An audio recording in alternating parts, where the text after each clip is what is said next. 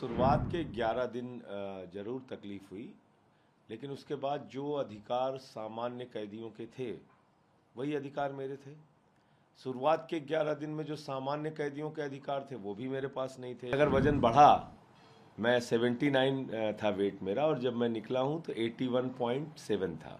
ये तो अच्छा संदेश बीजेपी वाले दे रहे हैं कि भाई आम आदमी पार्टी वालों को मत छेड़ो, अगर ये जेल में जाएंगे तो ये पूरे हौसले के साथ अपने स्वास्थ्य को मजबूत करके अच्छा करके निकलेंगे। और मैं स्वस्थ हूँ। क्या चाहते हैं भाजपा वाले? जेल में भेज के सुखा के वहीं पे इंसान को मार के वहीं से ऊपर भेज देना है? मतलब मकसद क्या है, मुझे नहीं समझ में आ रहा है। हर जगह हमने एक ही निर्णय लिया है, अरविंद केजरीवाल जी मुख्यमंत्री थे, अरविंद केजरीवाल जी मुख्यमंत्री हैं, अरविंद केजरीवाल जी मुख्यमंत्री रहेंगे। भाजपा इतने बड़े बदमाश हैं, ये मैं तो कहूँगा इनके बारे में। इनको मतलब इनसे कोई सवाल पूछने वाला नहीं है। 1 साल से मणिपुर जल रहा है, उसका इस्तीफा लिया। मैं उस दिन आया और पहली बार मैंने देखा सुनीता भाभी की आंखों में आंसू, तो निश्चित रूप से इन आंसुओं का बदला मनीष सिसोदिया जी की पत्नी पिछले 20 साल से एक बीमारी से ग्रसित हैं, गंभीर बीमारी से, और इस समय जब उनको अपने पति की सबसे ज़्यादा आवश्यकता है वो नहीं है। मोदी जी की यातनाओं के कारण सत्येंद्र जैन का परिवार दुखी है, तकलीफ में है। 36 किलो वजन कम हुआ जेल में रहने के दौरान सत्येंद्र जैन का, उनको ऑपरेशन कराना पड़ा जेल से आने के बाद। ये यातनाएं, ये पीड़ा, ये आंसू, इसका हिसाब जनता लेगी। दिल्ली में जीत नहीं सकती बीजेपी जब तक अरविंद केजरीवाल जी हैं। दिल्ली में कभी भी बीजेपी नहीं जीत सकती, मैं आपको बता रहा हूं। आप अगर ऐसा चाहते हैं कि सारे पहलवानों को पकड़ के आप जेल में डाल दो और अकेले ही अखाड़े में कूदते रहो, कहोगे भैया हम जीत गए, हम जीत गए, हम जीत गए, तो ये क्या जीतना हुआ? शुरुआत के 11 दिन जरूर तकलीफ हुई, लेकिन उसके बाद जो अधिकार सामान्य कैदियों के थे वही अधिकार मेरे थे। शुरुआत के 11 दिन में जो सामान्य कैदियों के अधिकार थे वो भी मेरे पास नहीं थे। यानी कि मैं जब गिनती खुलती थी 6 बजे से लेकर 12 बजे तक, उस वक्त भी मैं बाहर कहीं घूम नहीं सकता था, जबकि बाकी लोग घूम सकते थे।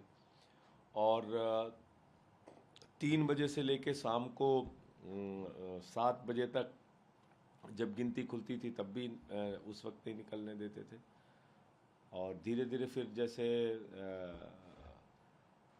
और बाकी चीज़ें थी, बैडमिंटन कोर्ट पे जाने नहीं देते थे, तो वो सब चीज़ें फिर बाद में धीरे धीरे ठीक हुई। जी, इसमें लगातार जैसे सीएम की हेल्थ की खबरें आती हैं कि उनका वजन कम हो गया। बीते दिनों एक डेटा सार्वजनिक हुआ कि आपका वजन 5 किलो बढ़ गया। तो ये तो अच्छी बात है, इसमें बुरी बात क्या है? मतलब अगर, हालांकि 5 किलो वो गलत बोल रहे हैं, लेकिन अगर वजन बढ़ा, मैं 79 था वेट मेरा, और जब मैं निकला हूँ तो 81.7 था। ये सही फिगर है, वो पता नहीं कहाँ से उन्होंने 6 किलो का चला दिया, मुझे नहीं मालूम। और तो मुझे लगता है कि इसमें तो ये तो अच्छा संदेश बीजेपी वाले दे रहे हैं कि भाई आम आदमी पार्टी वालों को मत छेड़ो, अगर ये जेल में जाएंगे तो ये पूरे हौसले के साथ अपने स्वास्थ्य को मजबूत करके अच्छा करके निकलेंगे। और मैं स्वस्थ हूँ, क्योंकि उस 6 महीने में मैंने अपने स्वास्थ्य के साथ कोई समझौता नहीं किया, पढ़ाई लिखाई के साथ कोई समझौता नहीं किया, वॉक के साथ कोई समझौता नहीं किया। तो जो पूरी दिनचर्या थी उसका पालन किया और मजबूत। तो क्या चाहते हैं भाजपा वाले? जेल में भेज के सुखा के वहीं पे इंसान को मार के वहीं से ऊपर भेज देना है? मतलब मकसद क्या है, मुझे नहीं समझ में आ रहा है। आपने और डेटा जारी करना जेल से किसी भी कैदी का, ये एक अपराध है, और मैं अपने वकील के माध्यम से नोटिस भी भिजवा रहा हूँ। हाँ, जेल प्रशासन को मैं इसकी नोटिस भिजवा रहा हूँ कि किस अधिकार के तहत उन्होंने ऐसा किया, और उनसे पूछते हैं। मैं ईमानदारी से कहूँ कि वही किताब थी जो मैं पढ़ नहीं पाया। उसकी वजह, उसमें कई तानाशाहों के बारे में दिया हुआ था, हिटलर के बारे में दिया हुआ था, मुसोलिनी के बारे में दिया हुआ था, और कई तानाशाहों का जिक्र था, ईदी अमीन के बारे में दिया हुआ था, लेकिन वो मैं पढ़ नहीं पाया क्योंकि दूसरी किताबें पढ़ने में, एक अंत में एक किताब वोल्गा से गंगा तक की किताब था, वो मैं पढ़ रहा था जिस दौरान जेल से बाहर आ गया, और था ये कि फिर अगली किताब उसको पढ़ूंगा, लेकिन वो अभी अधूरी है, उसको बाहर आके पूरा करेंगे। बाकी किताबें मैंने पढ़ी। एक काला पानी का दस्तावेज बहुत अच्छी किताब है, वो भी मैंने पढ़ा। और आज़ादी के आंदोलन के जो शहीद हुए क्रांतिकारी हमारे, उनके ऊपर भी एक किताब थी, वो भी मैंने पढ़ा। और बहुत सारी, एक शख्स थे, उनको मैं जानता भी नहीं, वो आए भी थे मिलने, पार्टी ऑफिस में मैं जब छूट के आया तो उन्होंने पहली किताब 2-3 किताबें उन्होंने ही भेजी थी और एक अच्छा सा पत्र मेरे नाम पे लिख के, तो अच्छा उससे भी हौसला बढ़ता था जब लोगों की चिट्ठियाँ आती थी। जी, बीते दिनों हमने मनीष सिसोदिया का एक बड़ा भावुक करने वाला पत्र देखा। उन्होंने लिखा था कि जब जेल की गाड़ी लेके जाती है, खासतौर पे पार्टी कार्यालय के सामने से जब जाते हैं तो बहुत भावुकता महसूस होती है। किसी पार्टी ऑफिस से पार्टी का संचालन करते थे आज इस दशा में, ऐसा कुछ अनुभव आपके साथ रहा हो जेल की? निश्चित रूप से वो जो गाड़ी का सफ़र होता है वो काफ़ी मतलब चारों तरफ से जंगले होते हैं और उन्हीं सलाखों के बीच आपको अकेले बैठाल दिया जाता है और आसपास फिर पुलिस वालों का घेरा होता है। तो पहले ज़रूर बुरा तो लगता है और जब आप कोर्ट में आते हैं तो वहाँ पे एक हवालात बनी होती है तो वहाँ उसमें बैठाल दिया जाता है। तो शुरुआत में तो ये सब चीज़ें बुरी लगती हैं, फिर धीरे धीरे आदत पड़ जाती है। ऐसा महाभ्रष्ट पार्टी है बीजेपी, उसकी किसी भी बात पर बिल्कुल भरोसा नहीं। मैं तो कह रहा हूँ हिंदुस्तान की आज़ादी के बाद सबसे भ्रष्टतम पार्टी है बीजेपी और इनका भ्रष्टाचार छिपा हुआ नहीं है, खुला भ्रष्टाचार है। कितना पैसा माफ किया पूंजीपतियों का? 15 लाख करोड़ रुपए। नोटबंदी का घोटाला इनके समय में हुआ, हिंडनबर्ग की रिपोर्ट इनके समय में आई, इतना बड़ा घोटाला सामने आया। इन्हीं के समय में भारतीय जनता पार्टी के ही कार्यकाल में 5,35,000 करोड़ रुपए में से इन्होंने करीब करीब 3.5 लाख करोड़ रुपए कर्जा सेटलमेंट के जरिए माफ कर दिया पूंजीपतियों का। इतना बड़ा बड़ा घोटाला किया। और अभी जो ये रिपोर्ट इलेक्टोरल बॉन्ड की आई है तो सबसे हैरान करने वाली है। इसमें तो बीजेपी नेताओं के खिलाफ कार्रवाई होनी चाहिए, इनसे पूछताछ करना चाहिए ED, CBI, income tax department को। सीधे सीधे दिख रहा है बीजेपी को चंदा दिया गया हजारों करोड़ रुपए और 3.8 लाख करोड़ रुपए का ठेका भारतीय जनता पार्टी की अलग अलग राज्यों की सरकारों ने और केंद्र सरकार ने उन कंपनियों को दिया। साफ साफ दिख रहा है कि दिल्ली के अंदर जो आदमी किंगपिन कहा जाता है शराब घोटाले का, शरद रेड्डी, वो अपनी गिरफ्तारी के बाद 55 करोड़ रुपए और गिरफ्तारी से पहले 5 करोड़ रुपए बीजेपी को देता है। तो ये तो सीधा सीधा रिश्वतखोरी है। शराब घोटाला तो बीजेपी ने किया है, मनी ट्रेल भी मिल गया, उनसे पूछताछ हुई कोई? लेकिन उनका कहना साउथ लॉबी इसमें क्यों आई? मतलब बाकी अरे साउथ लॉबी आए या नॉर्थ लॉबी आए, उत्तर प्रदेश में हमारे यहाँ तमाम कंपनियां गुजरात से आंध्र प्रदेश से ठेका ले रही हैं, आपको नहीं पता है? बड़े बड़े ठेके पूर्वांचल के किसने किए हैं? हमारे उत्तर प्रदेश वालों को मिला है। जहां पे अयोध्या में राम मंदिर बना वहां पे साइकिल स्टैंड के ठेके से लेके और तमाम ठेका कहां कहां के लोगों को मिला है। बनारस में ठेका कहां कहां के लोगों को मिला है? उत्तर प्रदेश वालों को, हमारे यूपी के लोगों को मिला है। बिहार में ठेका कहां कहां के लोगों को मिला है? इसका आकलन कीजिए। बहुत अच्छा सवाल पूछा और भाजपा वालों से पूछिए। अगर यह बात है तो यूपी के अंदर बाहर के किसी भी राज्य के व्यक्ति को ठेका मिला है कि नहीं मिला है, पूछिए आप। मैं आपको बता सकता हूं, साउथ के तमाम लोगों को यूपी के अंदर ठेका मिला है और केंद्र सरकार ने ठेका दिया है, राज्य सरकार ने नहीं, योगी जी की सरकार ने नहीं दिया, केंद्र की सरकार, मोदी जी की सरकार ने ठेका दिया यूपी के अंदर हमारे। क्यों ठेका दिया? फिर क्यों ठेका दिया आपने? अपने गुजरात के मित्रों को ठेका दिया, काहे के लिए दिया भाई? आप काशी कॉरिडोर में वहां ठेका दे रहे हैं, आप पूर्वांचल एक्सप्रेस बन रहा है, बुंदेलखंड एक्सप्रेस में, वहां पे कहीं साउथ के, कहीं गुजरात के, कहीं महाराष्ट्र के तमाम कंपनियां आई हैं। ये कौन सा क्राइटेरिया है? मतलब मैं समझ नहीं पाता कि ये मानसिक रूप से विक्षिप्त हो गए हैं भाजपाई की कपड़ा फाड़ने पे उतारू हैं नफरत के मामले में, आम आदमी पार्टी से नफरत में इतने पागल हो गए हैं। मतलब क्या कहना चाहते हैं? एक पॉलिसी आई, उसमें उत्तर भारत के लोग आ रहे हैं कि दक्षिण भारत के लोग आ रहे हैं कि पंजाब के लोग आ रहे हैं, ये सरकार देखेगी? ये देखना सरकार का काम है। टेंडरिंग प्रोसेस में जो लोग आए उनको मिला ठेका। ये भाजपा इतने बड़े बदमाश हैं, ये मैं तो कहूंगा इनके बारे में। इनको मतलब इनसे कोई सवाल पूछने वाला नहीं है। 1 साल से मणिपुर जल रहा है, उसका इस्तीफा लिया। हमारे कारगिल के एक फौजी की पत्नी को निवस्त करके घुमाया गया मणिपुर में।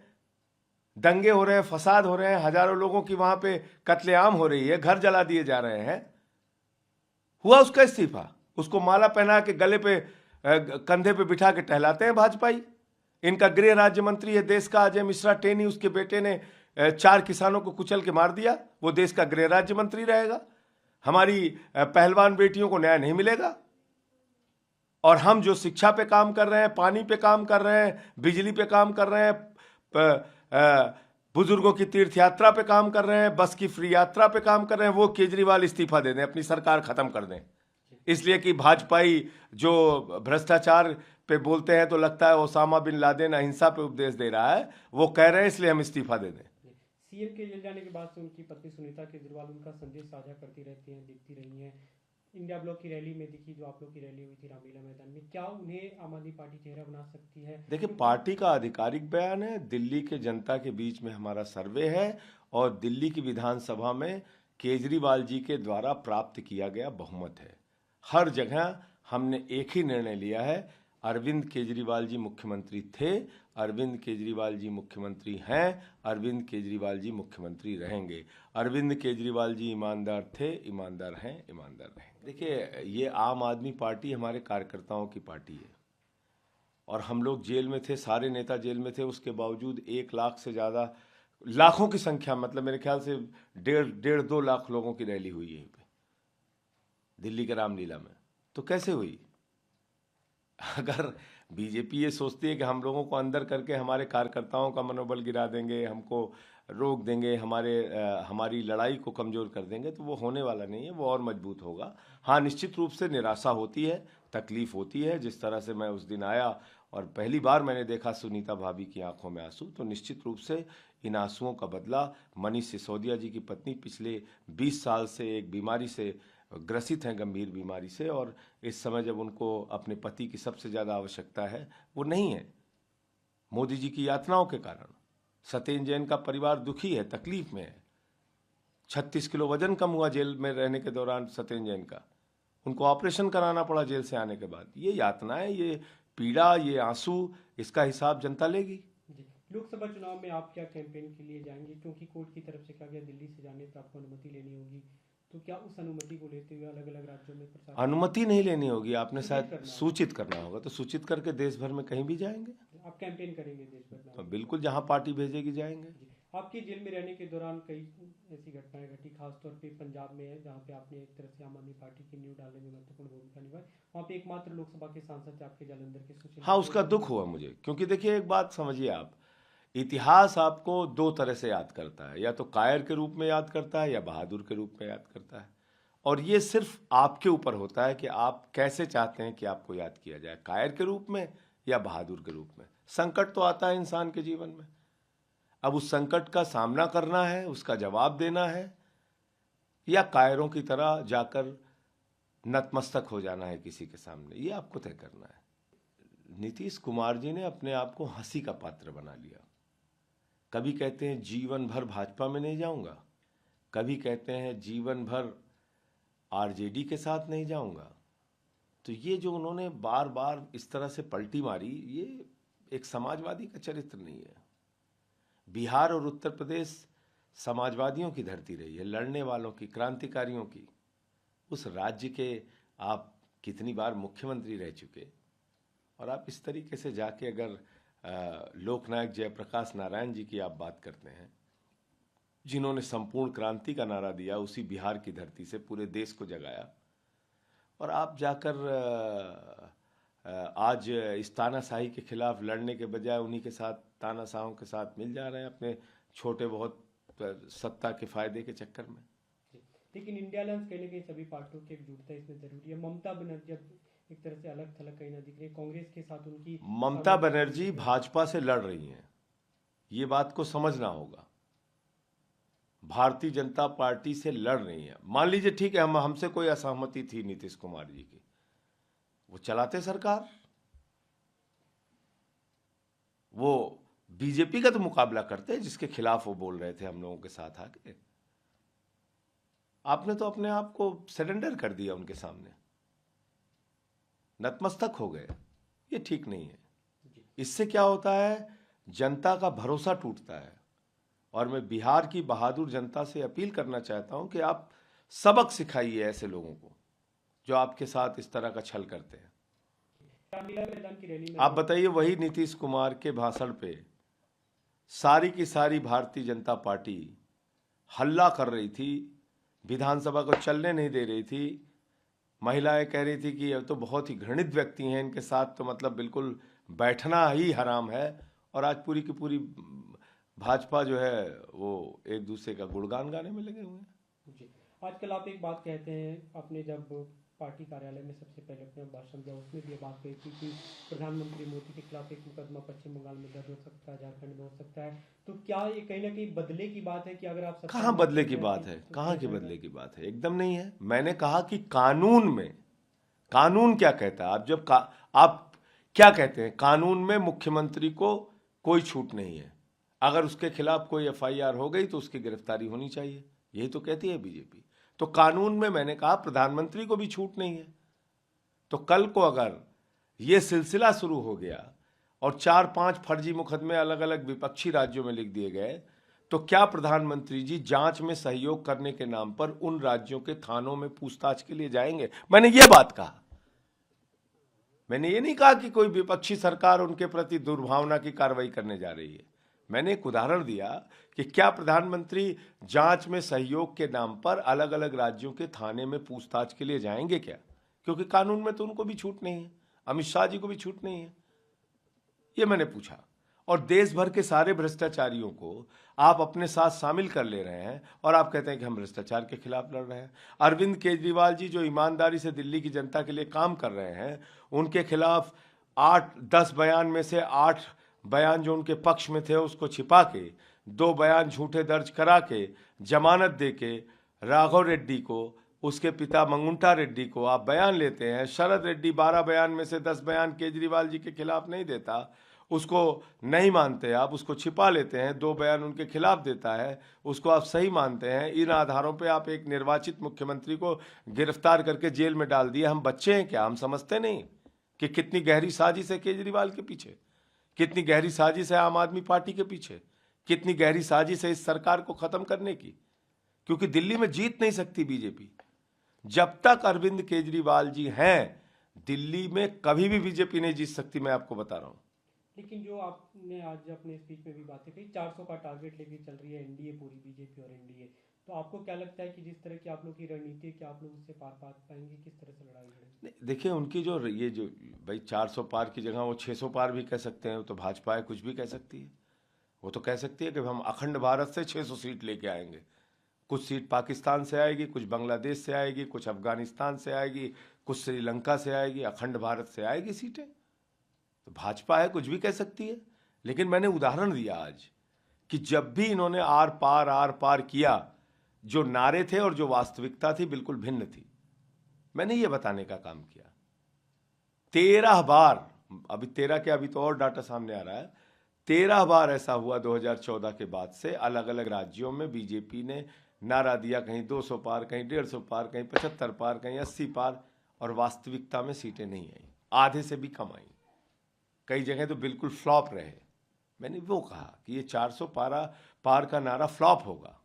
400 पार अगर मोदी जी वास्तव में कर रहे होते, या उनको अगर सिंपल मेजॉरिटी की भी उम्मीद होती, तो कोई भी राजनेता 2 मुख्यमंत्रियों को गिरफ्तार करके जेल में नहीं डालता। कांग्रेस पार्टी जो मुख्य विपक्षी पार्टी है उसका खाता सीज नहीं करता। कांग्रेस पार्टी का खाता सीज किया प्रधानमंत्री जी ने। तो आप अगर ऐसा चाहते हैं कि सारे पहलवानों को पकड़ के आप जेल में डाल दो और अकेले ही अखाड़े में कूदते रहो, कहोगे भैया हम जीत गए, हम जीत गए, हम जीत गए, तो ये क्या जीतना हुआ?